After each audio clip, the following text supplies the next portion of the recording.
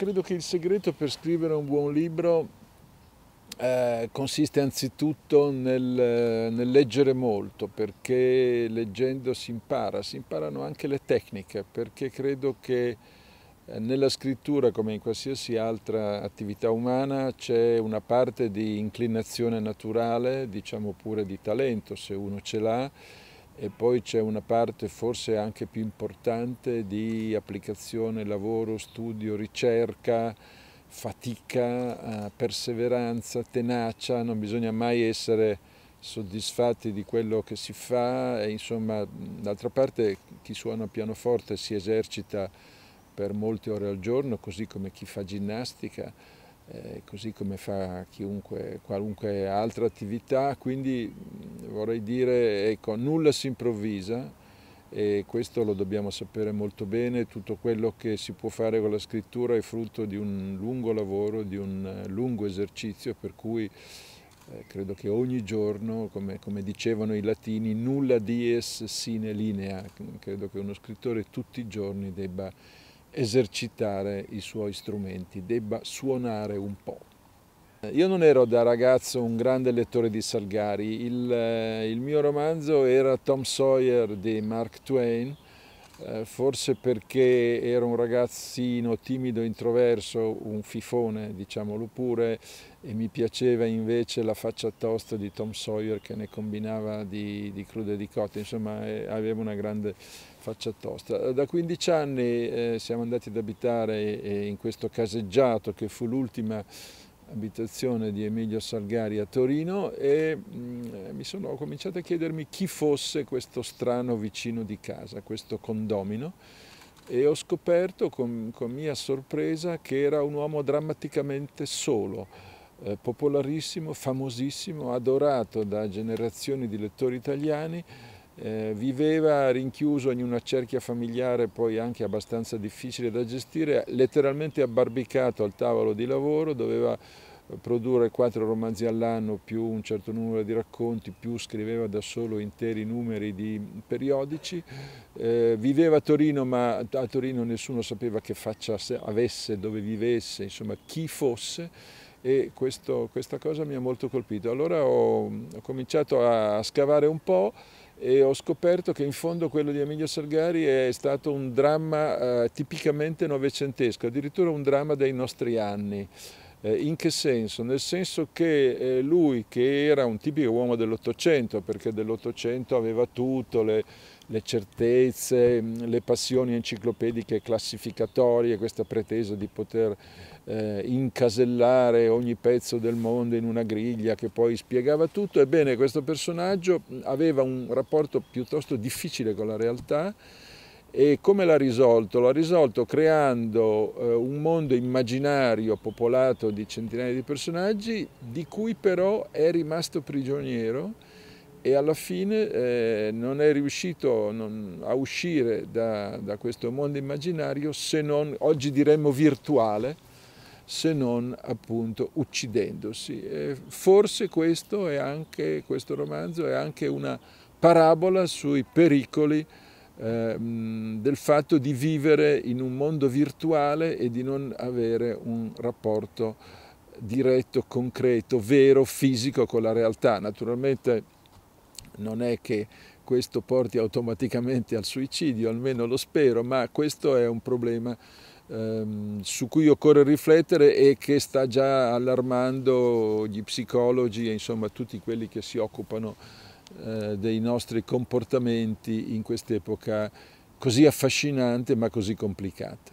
Il denominatore comune delle tante manifestazioni, grandi, medie, piccole, che si tengono in Italia, credo che sia uno solo, e però per me molto importante, e cioè è la qualità del pubblico che partecipa a questi incontri.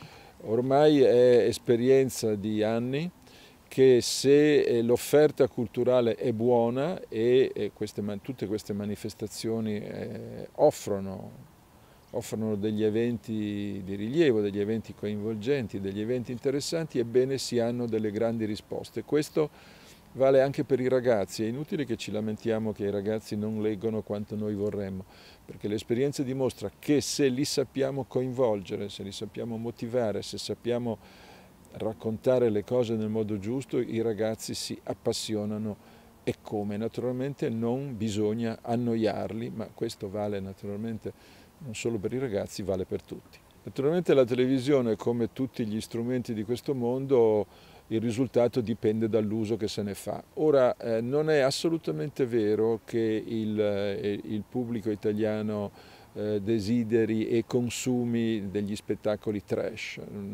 Può capitare, io personalmente detesto il Grande Fratello, però è anche vero che tutte le volte che invece si fanno delle trasmissioni che poi rispondono a quello che dovrebbe essere un vero servizio pubblico, bene, si hanno delle grandi risposte. Quando Benigni va a leggere Il Paradiso di Dante in televisione fa 13 milioni di ascolti, quindi proprio perché questo, quello della RAI, è un servizio pubblico, dovrebbe orientarsi su questa richiesta che esiste e produrre qualche cosa di decente, qualcosa di degno di un paese civile, e si vedrebbe che questi programmi avrebbero un ottimo ascolto, un ottimo risultato. D'altra parte questo si è già verificato in passato, penso per esempio alle trasmissioni che faceva sui libri. Certo, mi rendo conto, è molto difficile parlare di libri in televisione, anche perché di solito gli scrittori e i cosiddetti intellettuali sono verbosi, sono logorroici, hanno dei tempi lunghi, non hanno assolutamente dei tempi televisivi, ma insomma quando si riesce a trovare la giusta quadratura si ottengono delle cose eccellenti che sono molto apprezzate. Penso alle storiche trasmissioni di Beniamino Placido, o quelle che faceva Baricco, ma anche quelle che fa tuttora Corrado Augias. Insomma, lo spazio esiste il pubblico, quindi incito calorosamente i responsabili del servizio pubblico di fare meglio il loro mestiere. L'amicizia con Marco Ballestracci è nata perché è pubblicato da un piccolo ma valoroso editore torinese che è Instar Libri, che io ho sempre seguito con molta simpatia, sia quando l'aveva fondato e diretto il giovane Gianni Borgo, che poi è scomparso giovanissimo, a 40 anni, è stata veramente una perdita dolorosissima, ma era un bravissimo giovane editore che produceva pochi libri all'anno, ma di grande qualità e anche curati straordinariamente bene. A lui è succeduto Gaspare Bona, che ha portato avanti questa produzione piccola e di qualità, e così essendo amico di Gaspare Bona e poi avendo avuto due figlie, che una ha lavorato prima, l'altra lavora adesso in casa editrice, sono piuttosto informato su quello che produce la casa editrice, che naturalmente seguo con molta simpatia, così come seguo con grande simpatia i piccoli editori e faccio un grande tifo per loro, e mi fa piacere che continuano a nascere e a lavorare molto bene, quindi anche se è molto difficile perché insomma le grosse corazzate occupano quasi tutto il mare ed è molto difficile perché per dei piccoli vascelli competere, e tuttavia questo accade, e tutte le volte che un piccolo editore pubblica un buon libro io personalmente sono molto contento, ma non solo io, che sarebbe il meno, credo anche i lettori italiani. Non è importante il supporto sul quale possiamo leggere un libro, quello tradizionale cartaceo, che secondo me continuerà ad avere lunga vita perché il libro è un'invenzione geniale, come dice sempre Umberto Eco, e che andrà avanti non so per quanto, ma certamente ancora per molto tempo. Io credo che il supporto digitale vada benissimo, per esempio per chi si muove molto, per dei professionisti, per dei lettori professionali, che certo è più comodo se si portano dietro l'iPad invece di portarsi dietro 40 libri, che significa poi 50 kg di zavorra. Il digitale è ottimo per raccogliere, gestire informazioni. Io francamente, se devo leggere Guerra e Pace, continuo a leggermelo sul supporto cartaceo. Io non credo esista un'opposizione, così come non esiste un'opposizione tra l'automobile e la bicicletta, possiamo usare tranquillamente l'uno o l'altro. Penso ad un'integrazione fruttuosa. Penso anche che il digitale da solo non creerà dei nuovi lettori. Saranno i lettori anche abbastanza forti che poi sceglieranno quale supporto adottare. Il problema semmai è molto più consistente, addirittura più grave, un altro è quello di formare dei nuovi lettori, formare dei lettori, e qui bisogna, come ripeto sempre, partire dal primo anello della catena. Il primo anello della catena è la famiglia. Allora esiste un'associazione che si chiama Nati per Leggere, che cerca di diffondere nelle famiglie questa pratica della lettura ad alta voce ai bambini in età prescolare.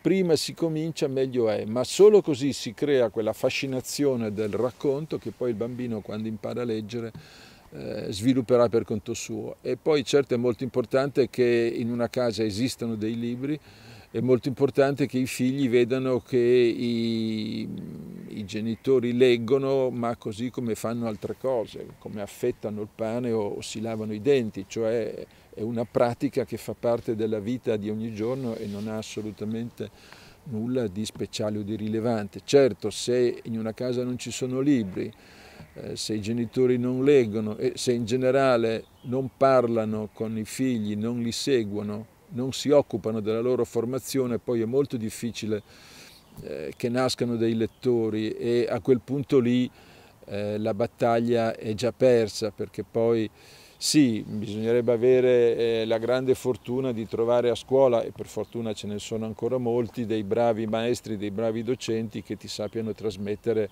delle passioni, e poi questo credo che sia la principale qualità di un docente, cioè quella di appunto saper trasmettere delle passioni. Io sono passati non dico quanti anni, ma mi ricordo ancora perfettamente il fascino che avevano le letture dantesche del mio professore, e gli sono molto grato.